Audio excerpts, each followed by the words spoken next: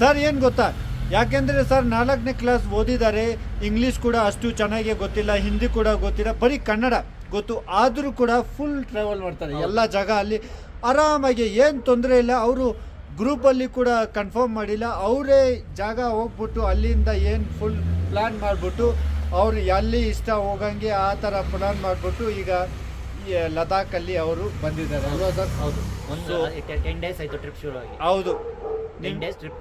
ನೀವೆಲ್ಲರೂ ಯಾರ್ಯಾರು ಬೇರೆ ಬೇರೆ ಜಾಗಕ್ಕೆ ಹೋಗೋಕ್ಕೆ ಹೆದರಿಕೆ ಆಗುತ್ತೆ ಏನಾಗ್ಬೋದು ಅಂತ.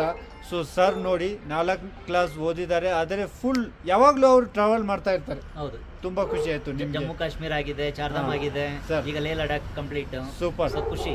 ಲಾಸ್ಟ್ ಇಯರ್ ಕಾಶ್ಮೀರಲ್ಲಿ ಕೂಡ ನೀವು ಬಂದಿದೆ ಅಲ್ವಾ ಹೌದು ಸರ್? ಹೌದು, ಪಹಲ್ಗಾಮ್ ಅಲ್ಲಿ ಇದ್ದಲ್ಲ, ಅಲ್ಲೇ ಇದ್ದೆ. Sir sir sir okay okay sir, ತುಂಬಾ thanks. Thank you sir. Thank you. ನೀವು ಬನ್ನಿ ಮೈಸೂರಿಗೆ, ಶ್ಯೂರ್ ಸರ್. ನಮ್ಮನ್ನೆಲ್ಲ ಮೀಟ್ ಮಾಡಿ. ನಾನು ವಿಂಟರಲ್ಲಿ ಯಾವಾಗಲೂ ನಮ್ಮ ಕರ್ನಾಟಕ ಸೆಕೆಂಡ್ ಮನೆ ಸರ್, ಅಲ್ಲಿ Okay. ಬರ್ತಾ ಇರ್ತೀನಿ. ಓಕೆ ಓಕೆ ತುಂಬಾ ಥ್ಯಾಂಕ್ಸ್ ಸರ್.